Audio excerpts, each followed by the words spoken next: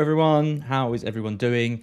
We are, halfway-ish through game week 5. I'm here to round up some of the action of yesterday. There's not too much point in looking ahead to game week 6 yet, because obviously we've got the big round of matches to come in a bit, but there were some interesting things from last night's games that I thought would make quite an interesting video. So I put together some stats and had a look through that. You might notice I'm not Karam. Karam is our brilliant host of the Stats of the Day video series, which normally go out Saturday when there's a game week on the weekend. He does those about 9 o'clock, the streams. So if you enjoy this kind of like roundup of the stats and things like that, do check Karam's video out every week. I think I'm filling in for him this week. I think he's away at the weekend, but he'll be back after that. So new video to the channel. If you do like it, obviously drop us a like, give us some comments about it as well. And yeah, I'll pass those over to Karam too. Just before we get into it, I just want to talk about our sponsor for this video, which is Fanslide.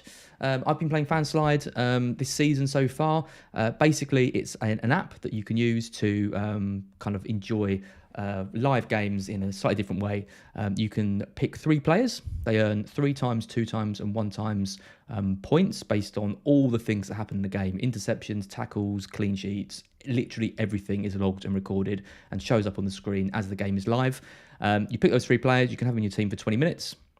After that time, you take them out, and then you can't use them again. So there's a kind of a trade-off between, which players to bring in from which team at which moments. Should you back the defenders early on and hope there's not an early goal, for the weaker teams? Should you go for the strikers later on in the match where there tends to be more goals? All that kind of strategy is up to you to decide. It's completely free to play, and there are different sort of free-to-play games, each with their own kind of prize pool.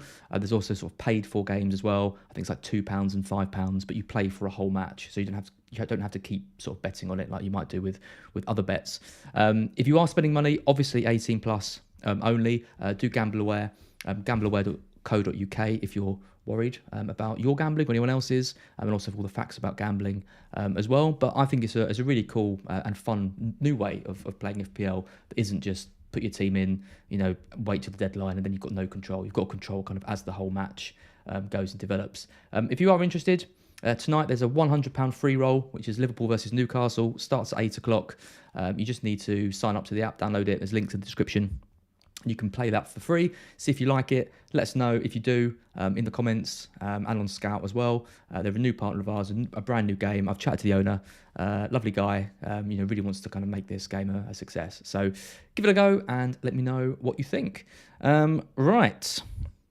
Let's go into the roundup of the week. I put together this little graphic, which is very similar to Karam's. It's not plagiarizing because I actually made this graphic for Karam, so technically, if anything, he's plagiarized from me. Hi to people in the chat. Got 250 people watching. Hi to Haiku. How's the acting career going? Yeah, I don't think I've got a career in acting. I do have an A-level in drama. I got the highest mark for the practical exam in my class and the lowest mark for the theory, which got me a C overall. I was a bit disappointed with that, but probably the less said about that, the better. Anyway, no one cares about my acting career. Let's have a look at... that was in reference to the Match of the Day challenge, by the way, in case anyone was wondering. Let's have a look back at some of the action then. So I've watched the kind of highlights. I've read a load of match reports. I've looked at a load of fan forums about kind of the performances. I haven't seen, the full... full games of all these just to get into, but I've got a pretty good idea of how these games kind of went. And obviously, if you did watch the games, let me know in the chat what you kind of think of it. Tim Laver asked how my wild card went. Yeah, I'll talk about that in a bit. Quite a decent start, actually. Quite happy for once. Let's start with Leeds and Everton then. I've got 1-0 on the screen. It definitely wasn't 1-0. It was definitely 1-0. In fact, all my scores are wrong. How's that for a terrible start? It was 1-1 Leeds versus Everton, of course, and it was 2-1 to Southampton versus Chelsea. Excellent. Leeds drew 1-1. The XG data bears out that it was a very even game. XG for Leeds of 1.01, XG for Everton of 1.00. Not too many kind of major standout performers, I didn't think. I mean, Sinistera took the headlines. He scored a goal from, I think it was outside the area, just beat sort of Pickford at his near post. Really nice goal. XG for that of only 0.2. Big disappointment for Rodrigo owners. Obviously, he was subbed at 30 minutes and looks like he might be out for a little while as well. So people are going to have to make decisions about what to do with him. I mean, if you got him at 6, you can't afford Sinistera. For example, I think we're going to see some people moving to Harrison if you want to keep faith in Leeds. His XGI in that game was 0.36, pretty good. He's created a lot of chances this year already. And I think Rodrigo could potentially have been a problem for people anyway. So in some ways, that injury might be a bit of a blessing for the people with Rodrigo in their side, although it's hard to see that kind of as it is. I was impressed with Leeds. I thought, sometimes the XG, I think a lot of these XG data doesn't really tell the full story of kind of what happened in these matches. But I think this one particularly, I think Leeds were the better side. They created more chances. They had more energy about them. They had more shots.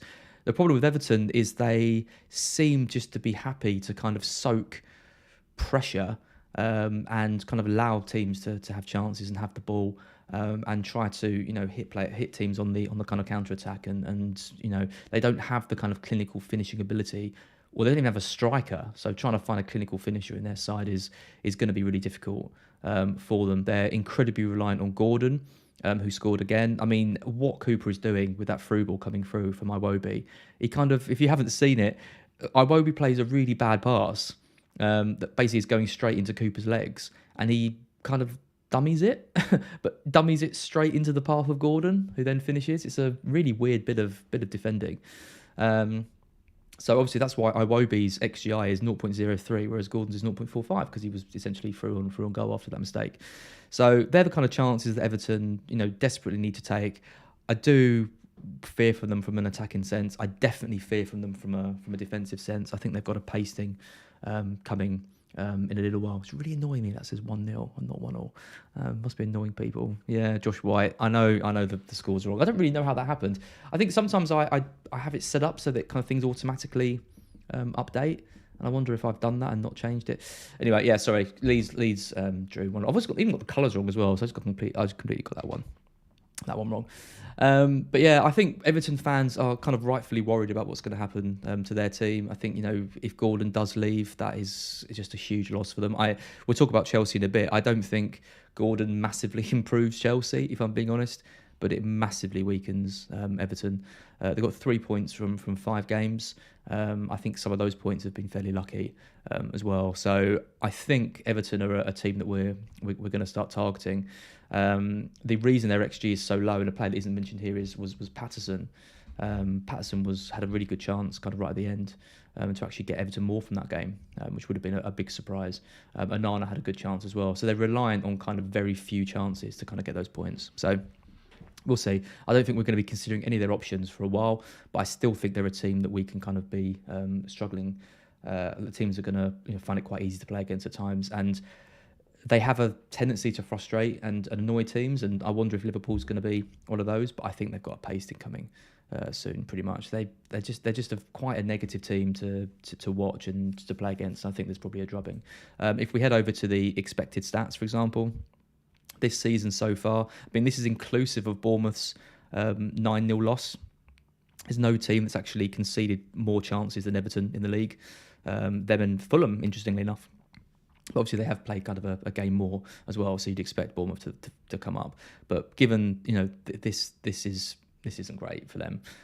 If you look at the minutes per expected goal conceded, which is probably a better metric given they have played more games, Everton are third from bottom, so they're conceding effectively a goal every 59.6 minutes. So expected to concede well over a goal, pushing on towards 2 goals every game. Bournemouth are next with 54.1, and Forest are the worst team defensively in the league so far. And they play City tonight, so Haaland captains will be confident about that. So that's their defence. I mean, if you look at the XG of Everton, they are not too bad when you compare it to that.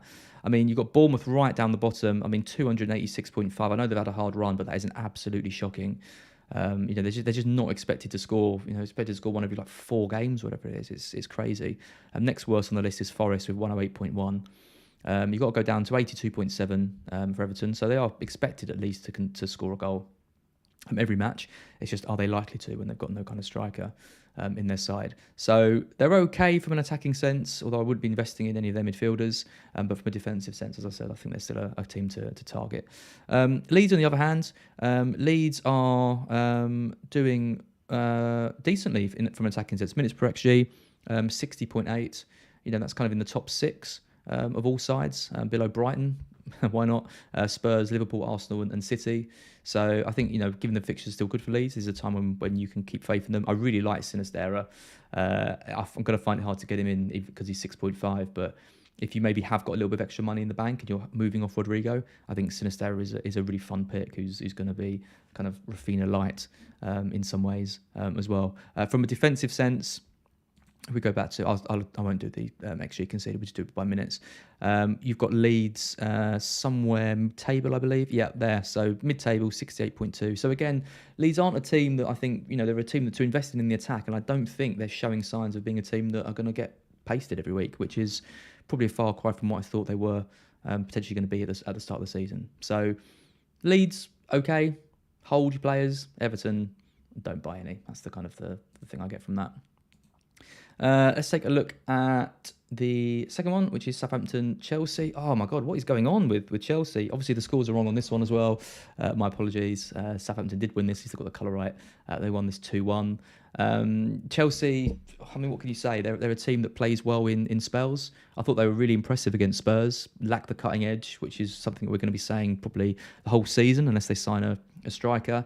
But again, I thought, against Leeds, they just look really disjointed. The front three just doesn't seem to be gelling at all. They've got problems in midfield, injuries. They're relying on Kante coming back, who isn't the same player that he was a few years ago, has all the injuries himself. Kovacic is out. Gallagher was banned. Loftus-Cheek has now got another injury. It's really, really grim, I think, from a Chelsea sense. I think they're struggling at the back, and largely that comes from the fact they can't keep the ball in midfield, and they don't have that cohesion kind of in the final third as well. Mount got the assist, very fortuitous. I sold him. Obviously, that was going to happen, but never sensed that he was going to get kind of a big haul from that. Sterling scored a good goal. He's kind of the lively player. He's the one that you want to invest in if you're going to be getting a Chelsea player. But let's be honest, I think we can do a lot better than investing in Chelsea at the moment. I know a lot of people have moved from James to Cucurella. When you look at Cucurella's XGI in that game, 0.05 against Southampton, really poor. You're not going to be getting many attacking returns from him if that continues when you compare that to when Reece James plays on the right side. Cucurella's XGI is nowhere near the level that James's is, for example. So, yes, you're paying less, but I think James is the only Chelsea player that we should really be considering. A few people mentioning Fofana in the chat. He signed today. Interesting. He obviously makes Chelsea better defensively. I think that pretty much affirms that Reece James is going to come back at right wing back and stay there. Be interesting to see what happens with Cucurella, whether he carries on, whether he just is the upgrade now to Chilwell, who just doesn't seem to be playing, or if he's going to be kind of in and out of the team. I just don't like Chelsea defensively particularly. It'd be interesting. I want to see how they settle, with Fofana kind of in the side when they go back to the back three. I think while their midfield is so light and so weak, teams are going to be able to win midfield battles and get at them. And it doesn't matter how you can have all the best centre-backs in the world, but if your midfield is weak, teams are going to find a way to play through it and bully and get through. So I think Chelsea are just a hard avoid at the moment. If you've got Mount, you sell him. If you've got Cucurella, you probably hold. You probably look to bring Reece James back in a few weeks, but I certainly wouldn't be investing in any of their other players. I really thought Broja was going to start. There was some rumours that he was, and I think that's kind of the type of player they're missing. I mean, that's what we all thought Lukaku was going to be. And they've, when they were struggling without him, and they've got rid of him and haven't signed anyone. It's really bizarre what's going on there. And I think Tuchel's in trouble because if Tuchel doesn't start turning this round, given the amount of investment that's been spent, given the fact there's a new owner, which never normally is great for a manager who was there before. He might have his own ideas, his own ways of wanting the club to play. I think he's going to have to turn results around pretty quickly. And I look at that squad, even with the money they've spent, and I don't think they're going to do it. So really interesting times ahead for Chelsea, especially when the Champions League and stuff kicks in. Just don't think they've got the squad to compete. And they're going to be challenging the top four rather than challenging anywhere near at the upper echelons of the league or the Champions League. Southampton, though, really impressive. Really, really impressed with Southampton. I thought they were great. I think teams are starting to learn a bit more that you can, if you attack some of these top sides, they can be got at. And we see it against Liverpool.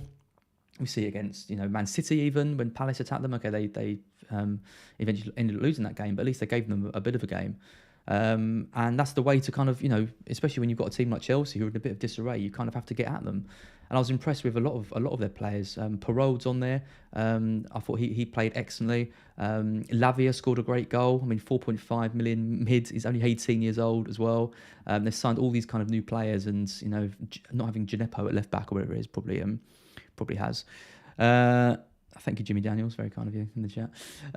And we'll see kind of what happens with Southampton. I think everyone, including myself, had written them off kind of at the start. But if they put in performances like they did against Chelsea, if they put in performances against the Leeds as well, when they came back from that, they'll probably have enough to survive. So yeah, great performance from them. Again, I don't think there's going to be a huge amount of investment in any of their players. Not yet. Elianusi, looked good on the XGI, but realistically, I think it's not time to invest in them. What was interesting, I mean, Chelsea lost that game 2-1. I think they could have lost it by more. The XGI data again doesn't show the full package. I mean, they had two almost certain goals cleared off the line, Chelsea as well. So it could have been even worse for them. But I think they were lucky to escape with a 2-1 in that match. Fulham Brighton, yeah. I mean, this was my dad. If anyone saw the stream earlier. Yesterday, my dad predicted a 2-1 to Fulham, and he's been predicting, a lot of Brighton wins this season already. He's really happy with the team.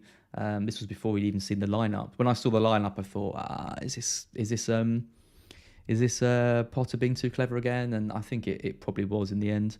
For the first 30 to 40 minutes, Brighton were absolutely awful in that match. It didn't look like they had a plan. Didn't look like anyone knew who the actual striker in that side was. And it got a lot better when Welbeck came into the side, and actually he had our best opportunity in the match.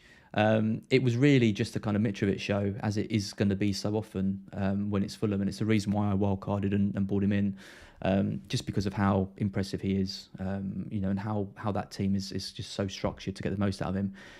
It's a hard buy for him because obviously he has Spurs and then has Chelsea, but you've got to think, I think there's going to be rotation for Spurs in the next game, given they're going to the Champions League, and Chelsea, despite all their signings that we talked about, are in a bit of disarray. So I think it's not a bad time to move on Mitrovic.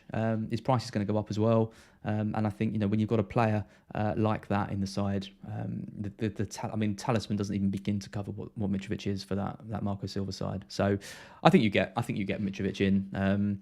I think Tony. We're going to talk about Tony, talk about Zaha. They've got some other kind of talismans there as well. But if I'm picking out of those three, I'm picking Mitrovic.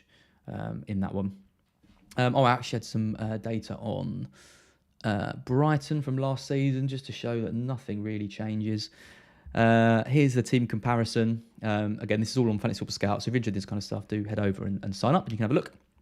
But if you look at the XG delta, so goals minus XG, so basically a minus indicates that the team should have scored more goals than they have. West Ham are sort of at the top or the bottom of this, whatever we want to call it, and then Wolves, and then there's Brighton in third. It's typical, that's kind of where we are. If we go back to 2021 as well, last season, we are third on the list of that as well. So, this is just a thing that happens time and time again. What you don't do when you're a team that can score a lot of chances is not play a striker. I can't understand why Undav didn't start that game when Welbeck was out. Okay, you wanted to give Welbeck a bit of a rest, and he said he took a few knocks, but surely you give Undav the chance to perform, to start that. And this is the problem with owning Brighton assets. I've got Pascal Gross. Brighton are going to frustrate because they're going to create chances. He's going to create chances, and we just don't have anyone really capable of finishing them. Welbeck is our best finisher, and he's not exactly known for being a clinical finisher. So. Yeah, same again. Defensively though, we are looking really good. Again, we're third on the list in that, so we've actually conceded 2 goals less than we should, and that's in part to Sanchez just having a worldie. And you look at Everton and Forest. Pickford's had a really good start to the season. I thought didn't actually mention him. I thought he was excellent in that game. Made a really good save against Leeds. And Henderson obviously is just going to win. He's just going to win Forest points because he's a top tier keeper. So. These are the kind of metrics you want to see. It's good when your team is obviously not conceding more chances. You look down the bottom, you look at Bournemouth, you look at Leicester, you look at Southampton. A lot of these, you've got to question kind of the keepers and the fact that if they're not saving what they should, then they're probably not the ones to get, and don't target those defences, which I don't think any of us are, he says, with Ward as his starting striker in the wildcard. Let's have a look at Palace. Brent on Profuse saying that didn't change. Oh, sorry. Let me go back to that then. Did I not press filter? Oh no, you're right. Sorry, it didn't change. No, we actually go up to second last year. When it's when we look at the the expected data versus goals. Yeah, Norwich should have scored basically 13 goals more than they should. We should have scored 12. This is last season. So again, I mean, yeah. So I didn't press the filter button, but yeah, nothing changed. So we're third on this season, and we're second last season. So again, it's going to be a theme that just carries on with Brighton. Thanks for putting that in the chat. That's why it's useful to do these lives. You see. Right, let's look at the third game then, which was Palace versus Brentford. Not too many standout performances from Palace, except for a certain Wilfried Zaha. I thought he was absolutely superb in that game. I do wonder if the team's going to make a late move for him. I'm not sure where he would go. I think it was Goldbridge talking about how he thinks he should sign for Chelsea. I don't really think that's the kind of signing they need. I mean, they've got Sterling there anyway. They've got Pulisic. Do they really need another kind of sort of light player like that? I mean, he can't be any worse than what they've got at the moment. But I look at the top sides. Look at Arsenal. I look at United. They're going for Anthony, and they're going to want him. Spurs are stocked in that position. I don't think that any of the top six sides are going to be going after him. So I don't know where he would go. Arsenal, Newcastle potentially. If Sir Maximan's injured, would they put in a bid for him? He's only got a year left on his contract. I'd be interested to know kind of where you kind of sit with that. But yeah, he was really impressive. Been a great goal for him. Really enjoyed watching him play. Brentford played well. I thought it was a game with not too many chances. Tony did his kind of thing where he dropped deep and was kind of spraying things around. He set up a few kind of chances, sort of half chances for Palace, but actually his XGI of 0.82 suggests that he was unlucky to come away from that game with nothing, because in 82% of games, basically, he gets something from that match.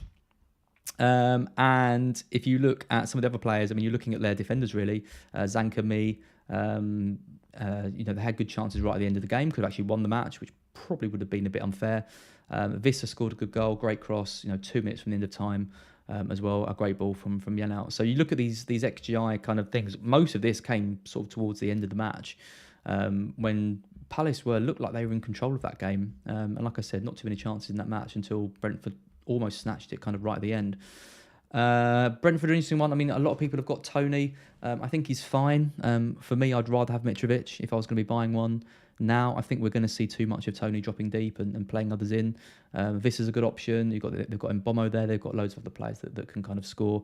Mitrovic is just all the Mitrovic show. It's all about him, and I like that more, even if the fixtures are a little bit tougher. Zaha's is a really interesting one. I mean, 0.53 XGI. I mean, the goal he scored would have had an XGI of something really low. So he had sort of other chances kind of in that match as well. He's everything to Palace. I personally don't think he's going to sign for another club. And if his injury is kind of behind him, then it's going to be time to maybe invest. But I would definitely wait and don't buy him until the transfer window is closed, just in case someone does put in a late move for him. I think that's pretty much it. Thank you, everyone, in the chat. A few people being nasty about my rank. It's not very nice, is it? Don't kick a man when he's down at 4 million. All I'm trying to do here is kind of present the stats. I've got to give a bit of opinion as well, or it'll be pretty boring, this stream.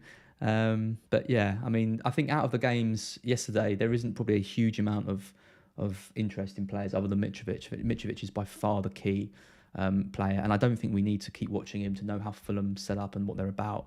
I've been impressed with Fulham this season. I think I was worried about them kind of defensively. I thought they'd probably still score goals, but would struggle defensively. But I think they've made a really smart signing in Leno, who actually kind of get them 3 points. We had a chance right at the end.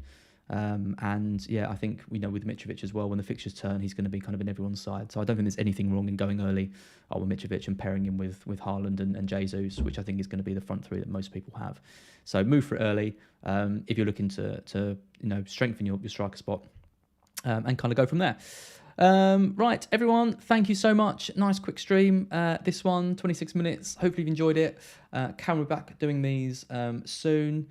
Thank you all for joining me, and I will see you tomorrow. It's a Gianni's team reveal tomorrow, so we'll be talking to Gianni, find out how he's getting on. I think he's like 20 points ahead of me or something like that, so that gives you a pretty good taste. So if you don't like listening to a 4 million rank manager, you can listen to a 2 million rank manager talk about his team instead. Also, I think before I did this stream, we were either very, very close to 80,000 subs or on 80,000 subs. That's been my target this week, to hit 80,000. So if you haven't subscribed to the channel yet, please do. Really appreciate it. I do like this stream as well. Once we've hit those 80,000, I will be getting a new graphic, which like the one just done, because that was at 73,000 when I first started. Now we're at 80. Lovely stuff. Thanks everyone, and see you all soon.